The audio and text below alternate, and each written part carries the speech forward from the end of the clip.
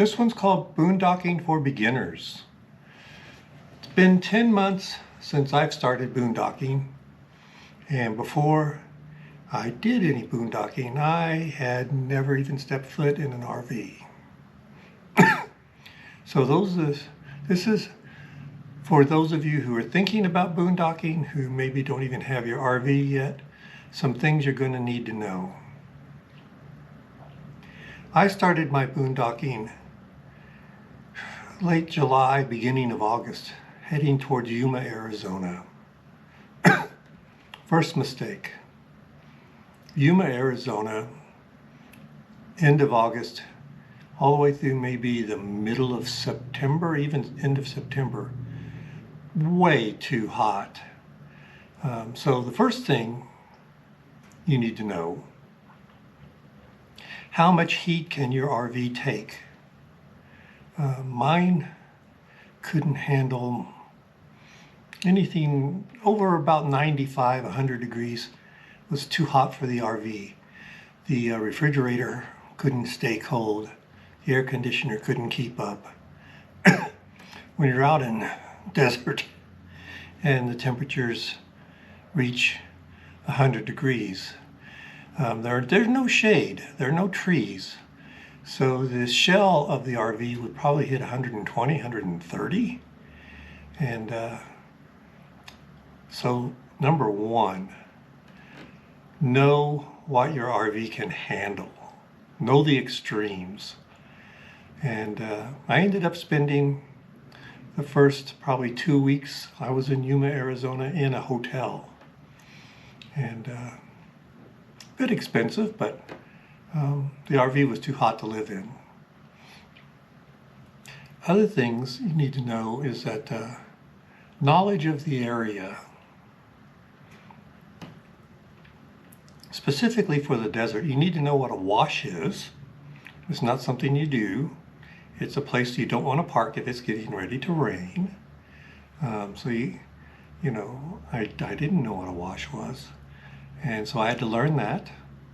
There's a thing called a haboob, H-A-B-O-O-B.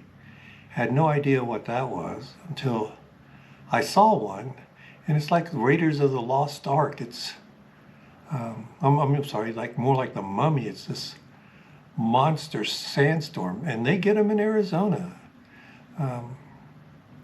So you know, you got to know what that is. You got to know what a coyote sounds like, because they will come and serenade you at night. So there's a certain noise, that a yippee sound, that yip yip yip kind of a thing that a coyote does, and it's really interesting. For the desert, Arizona desert, you have to know why the locals, when it's windy, they all wear masks. And there's a for real thing called desert fever. Look it up, desert fever. That it's a kind of a microbe that lives in the dust of the desert, and when wind is blowing, it does get dusty, and you need to probably wear an N95 mask. You know, when I was down there, I was like, this isn't that bad. You know, my nose would get all plugged up with dust, but all the locals were wearing masks, and I couldn't figure that out until I realized desert fever. It's for real. Now, the elevation in the Yuma area, where I stayed at Pilot Knob, it's about 110 feet above sea level. So nothing to worry about there. A lot of dust. Your rig, if you're staying in the desert and there's any wind, you're going to have to clean your rig out a lot because it gets covered in dust. Now from there, I'm up here now in Provo, which is about 4,500 feet, close to 5,000 feet where I'm staying on the BLM, and had a bit of a time adjusting to the altitude. Not only did I have a hard time adjusting to the altitude, my generator had a hard time adjusting to the altitude. I didn't know this, for every 1,000 feet, you lose about 3 to 3.5% of the output capacity of the generator. So, you know, got to know that. I got here in April, and that was too early. It snowed, so I got to see if my RV was at the other extreme. Can it handle the cold? No. It's definitely a no season, no season RV. It couldn't handle the cold either. So when the daytime highs are in the 40s and the lows go below freezing, and it's windy, I'm doing what I'm doing today. I'm back in the hotel because no matter what I do, you can see the wind blowing. You know, with everything closed, you can see the wind still blowing through the RV. So know your extremes. Know the extremes of heat that your RV can handle. Know the extremes of cold that your RV can handle. And know, you know, like, prepare for the extremes, but only, you know, the other 80% of the time, it's just going to be beautiful.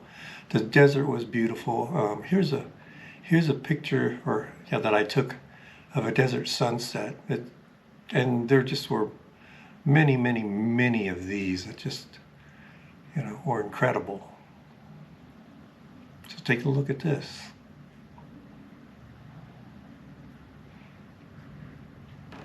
Now up here in Provo, we've got the mountains, and they're absolutely beautiful.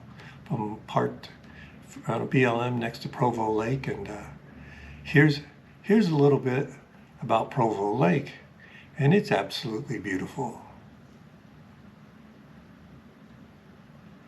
Now, other things I would do if you've never boondocked before, like I hadn't when I went to I picked Yuma because Pilot Knob, BLM, is 11 miles from Yuma. And those are highway miles, not dirt road miles. You got about half a mile of dirt road once you turn off the highway, and the rest of it's all highway. So I'd used that a lot because things I hadn't figured out is how much food to buy. I'm still not very good at meal planning. So every other day I would be going into Yuma to buy food, get 2 days worth of fresh food, and then every other day I would be in Yuma. Going to Planet Fitness, I've got an annual membership where I could go take a shower and exercise and do all that. So that helped me with the conservation of water. And those are, you know, when you don't know what you don't know, you want to stay close to a city, so that when you run out of something or forget something or realize, oh no, I should have done this, gone and got that, it's not going to be a 3-hour drive. So when you boondock, for your first time boondocking, don't go way out in the sticks where it's going to be 2, 3, 4-hour drive to get to a civilization, because you might find you're missing something that you really need.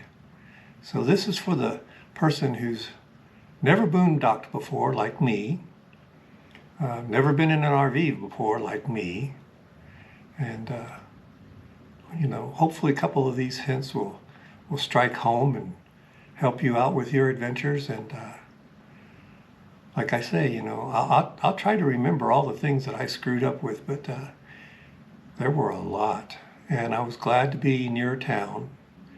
And boy, I can tell you right now, the wind is scary, both in the desert wind and here up in Provo. I've had windy days where, you know, if I'm worried that the RV is going to turn over or something like that. So always point the nose or the tail of the RV into the wind.